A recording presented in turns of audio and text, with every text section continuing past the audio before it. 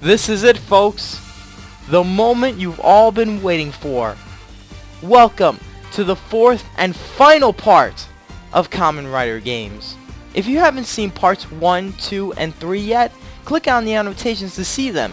The annotations are also at the end of the video, and the links are in the description as well.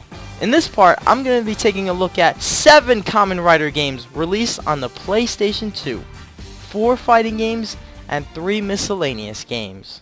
The first one we're going to take a look at is Kamen Rider Seigi no Keifu. Now, when you see a Kamen Rider game like this, you start to wonder what kind of game this would be like. Is it a fighting game? Is it a racing game? Is it a platformer? Is it an RPG? Well, what could it be? Well, I'll give you the answer. It's not any of those. That's right, folks. It's a survival horror game, and one that's very reminiscent to the old Resident Evil games. But if you're a fan of the old Resident Evil games and other classic survival horrors, don't expect this game to be scary because you're fighting rubber-suited monsters and guys in luchador masks. However, if you love looking for clues, hints, and secrets and other mysterious moments like the classic Resident Evil games, then this is the game for you. So the story of this game revolves around 4 Kamen Rider timelines. The original, V3, Black, and Agito. However, something strange happens and all the timelines are affected, causing all 4 riders to team up and defeat the many kaijins and grunts. The controls work like this. Square and circle are your kicks and punches, X is to jump, and triangle is to do other things like open doors, pick up items, activate stuff, etc. And when you pause the game, you can select an item to use or look up hints, much like in Resident Evil. You start off in your human form, and once your gauge is full, press the L1 and R1 buttons to henshin into your rider form. And while in rider form, you can hold the R1 button and press square or circle to do a charge attack. When you're fighting a kaijin and you hold the L1 and square buttons, you'll charge and eventually perform your finisher, but you have to be lucky because the kaijin will always attack you while you're charging. The controls are very responsive, especially compared to the old Resident Evil games, which were kinda clunky and stiff. And the graphics are pretty good too. The characters resemble their TV show counterparts, and the music is really good too. Plus the cutscenes are really badass. The biggest complaint I have is the bike minigame. I absolutely hate it. The whole thing is broken as fuck. First of all, in the beginning, the camera is facing you rather than behind you. Thankfully it changes later, but this gets very annoying and it makes it very difficult avoiding traps that are in front of you. Not only that, but the hit detection absolutely sucks. Why they put us in this game is beyond me. And unfortunately, you can't skip these during story mode, and that really sucks. But overall, Kamen Rider Seigi no Keifu is a fantastic game, and easily one of the best Kamen Rider games ever made. Even if you're not a Kamen Rider fan, you'll most likely enjoy this because it's a very good clone of the Resident Evil games, and there's a really good story mode to enjoy. Now we're going to take a look at the fighting games, starting with Kamen Rider 555. Or better known as Kamen Rider Faiz, based on the 2003 series of the same name.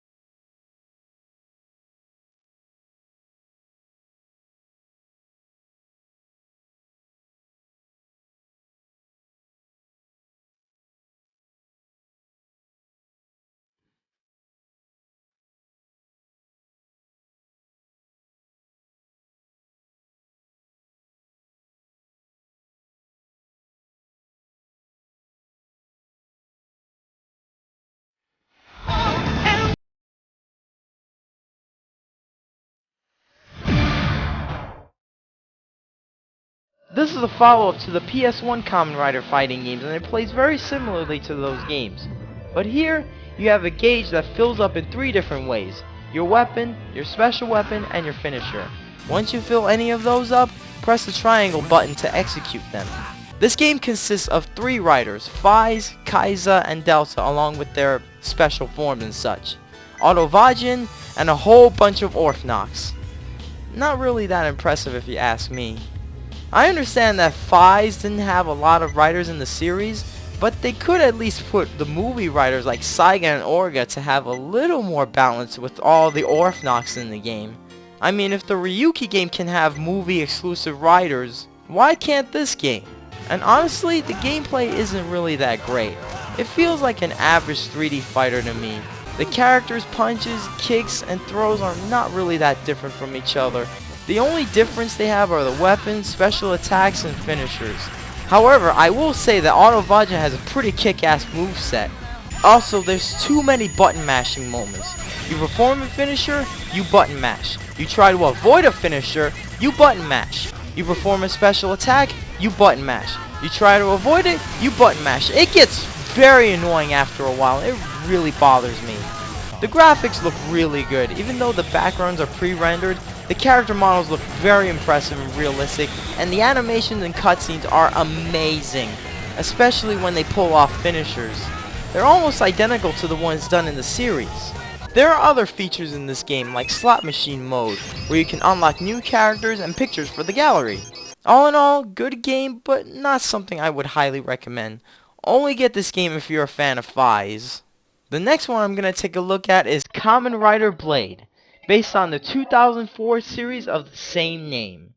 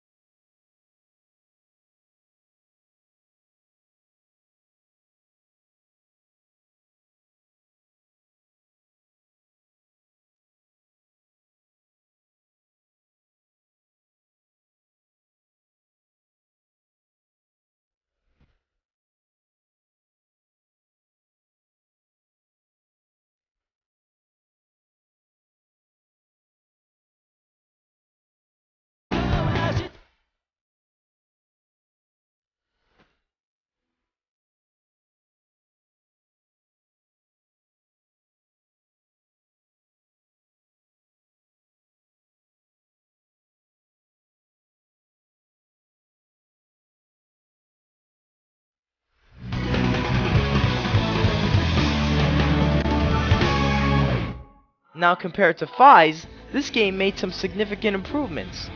For example, during gameplay you can perform more moves and different combos depending on the character you use.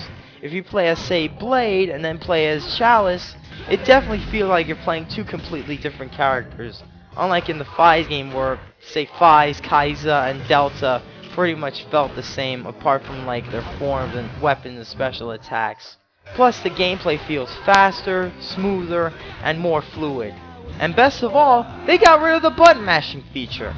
Instead, to do a finisher or special attack, you only have to press one of the 4 face buttons once. And if your opponent presses a different button, he will get hit. However, if your opponent presses the same button, he'll avoid the attack. Also, you get to select a new weapon every time a new card pops up. This is very similar to the Kamen Rider Ryuki game on the PS1. The roster is a bit better, but there's still not enough riders. You have Kamen Riders Blade, Garen, Chalice, and Leongold, and a whole bunch of undead kaijins, but still no movie riders, and it sucks because Blade had a lot more movie exclusive riders than Faiz did. So once again, there are more kaijins than riders. The graphics and animation are on par with the Faiz game, and they closely resemble the Blade TV series, which is good. All in all, a solid improvement. If you're a fan of Kamen Rider Blade as well as fighting games, you should definitely check this game out. Next up is Kamen Rider Hibiki, based on the 2005 series of the same name.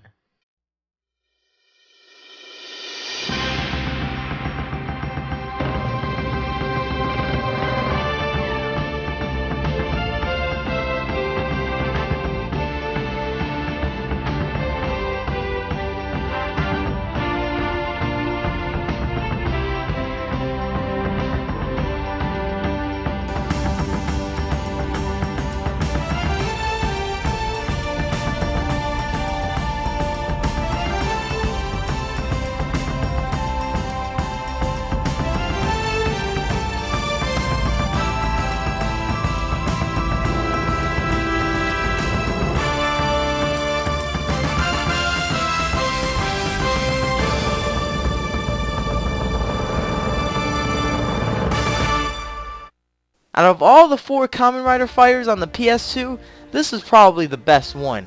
Not only does it feel faster and have much more variety in moves, combos, and characters, but it feels more like a 2D fighter than a 3D fighter. I guess Bandai wanted to go a new direction with this game. Not only that, but the finishers are done in a rhythm style minigame, which works really well, especially considering the theme of the show. The story mode of this game is called Kyome mode. Here you fight many different Makamo Kaijins and villains from the series, and you play as a different rider in each level. And depending on how many times you beat the game, the characters you fight change every time you play Kyome mode again. Unlike the previous 2 games, this one has a good balance of riders, Kaijins, and other characters. You'll see riders like Hibiki, Ibuki, Zanki, Todoroki, Danki, and Sabaki, along with some Makamo Kaijins and a few miscellaneous characters. All in all, a great game and the best of the 4 Kamen Rider fighting games on the PS2. I wasn't a huge fan of the Kamen Rider Hibiki TV series, and I was surprised to see how much I enjoyed it. So if you're a fan of Hibiki and 2D fighters, definitely check this game out. Now we take a look at the last Kamen Rider fighting game, Kamen Rider Kabuto, based on the 2006 series of the same name.